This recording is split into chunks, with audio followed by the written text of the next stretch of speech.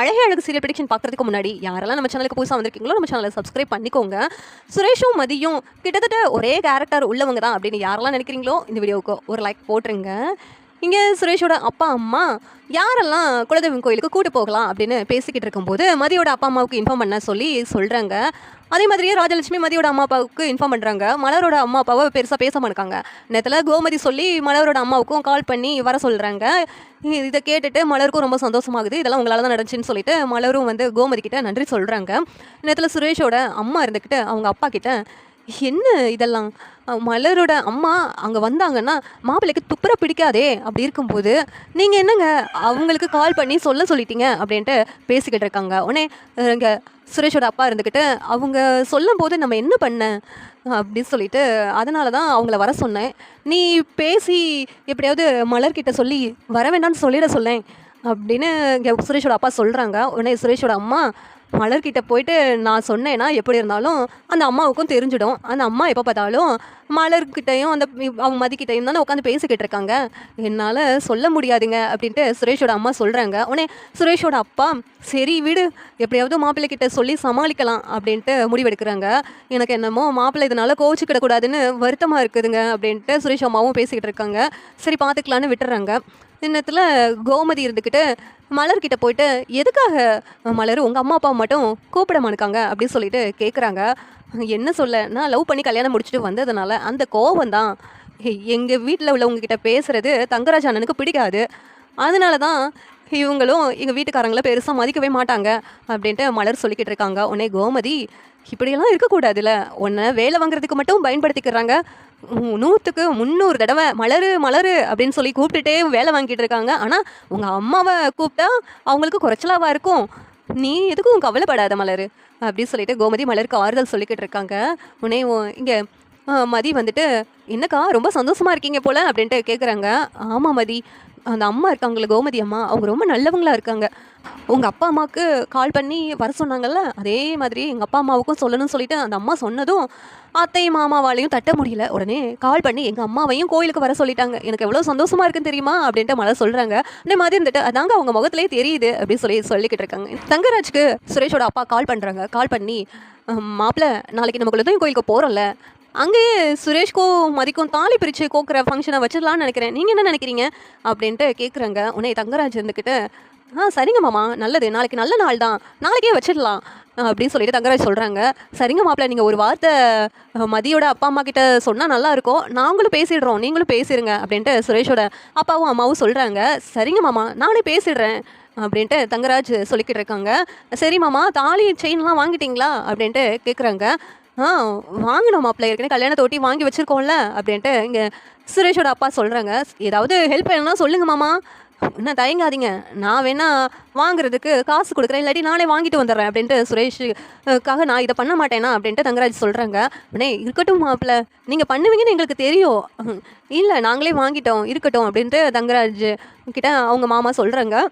இங்கே சுரேஷோட அப்பாவும் அம்மாவும் சுரேஷ் எல்லோரும் இங்கே வாங்க அப்படின்ட்டு கூப்பிடுறாங்க. கூப்பிட்டு இங்கே பாருங்கள், நாளைக்கு நம்ம குலதெய்வம் கோயிலுக்கு போகிறோம்ல, அங்கேயும் சுரேஷ்க்கு கல்யாணம் ஆகி ரொம்ப நாள் ஆயிடுச்சுல, தாலி பிரித்து கோக்குறவே செய்யலை, தாலி பிரித்து கோக்குறதா நாளைக்கு அந்த குலதெய்வம் கோயிலே வச்சுக்கலான்னு நாங்கள் நினைக்கிறோம், நீங்கள் எல்லோரும் என்ன நினைக்கிறீங்க அப்படின்ட்டு கேட்குறாங்க.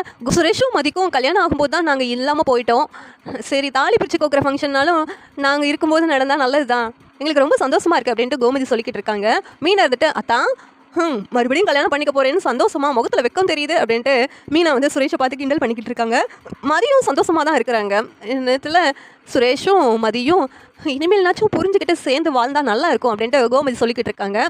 உடனே நாளைக்கு குலதெய்வம் கோயிலுக்கு போயிட்டு வரோம்ல, அதுக்கு பிறகு எல்லாமே நல்லதாக தான் நடக்கும் அப்படின்ட்டு சுரேஷோட அம்மாவும் அப்பாவும் பேசிக்கிட்டு இருக்காங்க. நான் மாப்பிள்ளைக்கிட்டையும் சொல்லிட்டேன், மதியோட அம்மா அப்பா கிட்டையும் பேசிட்டேன், அவங்களும் அங்கே வந்துடுவாங்க, நாளைக்கே வச்சுக்கலான்னு அவங்களும் முடிவெடுத்துட்டாங்க. மாப்பிள்ளை எல்லாமே பண்ணுறேன்னா சொன்னார், நான் தான் அவருக்கு எதுக்கு செலவு வைக்கணும் அப்படின்ட்டு நாமளே பண்ணிக்கலான்னு முடிவு பண்ணிட்டோம் பாக்யராஜ் அப்படிங்கிறாங்க. உடனே ஆமாப்பா நாமளே பண்ணிக்கலாம் அப்படின்ட்டு பாக்யராஜும் சொல்கிறாங்க. இங்கே மலர் மதிக்கிட்ட போயிட்டு என்ன மதி, மறுபடியும் கல்யாணம் நடக்க போகுது, இப்போ உனக்கு பிடிச்சிருக்கா சுரேஷை அப்படின்ட்டு கேட்குறாங்க. உடனே மதி இருந்துக்கிட்டு வெக்கப்பட்டுட்டு நின்றுட்டு இருக்காங்க.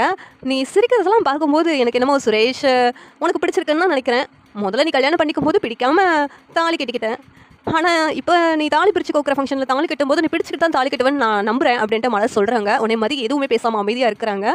உடனேயும் இங்கே எல்லோரும் தூங்க போகிறாங்க. அப்போ மதி ரூமில் உட்காந்துட்டு இருக்கும்போது சுரேஷ் வர்றாங்க. வந்துட்டு உங்ககிட்ட கொஞ்சம் பேசணும் அப்படிங்கிறாங்க.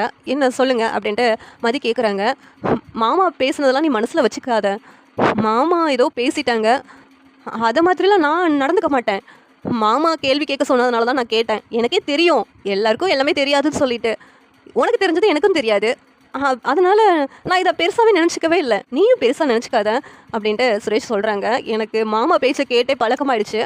அவங்க யாரும் சொல்லும்போது என்னால் மீற முடியல. அதனால தான் மன்னிச்சிடு அப்படின்ட்டு சுரேஷ் வந்து மதிக்கிட்ட சொன்னது மதிக்கு ரொம்ப பிடிச்சிருது.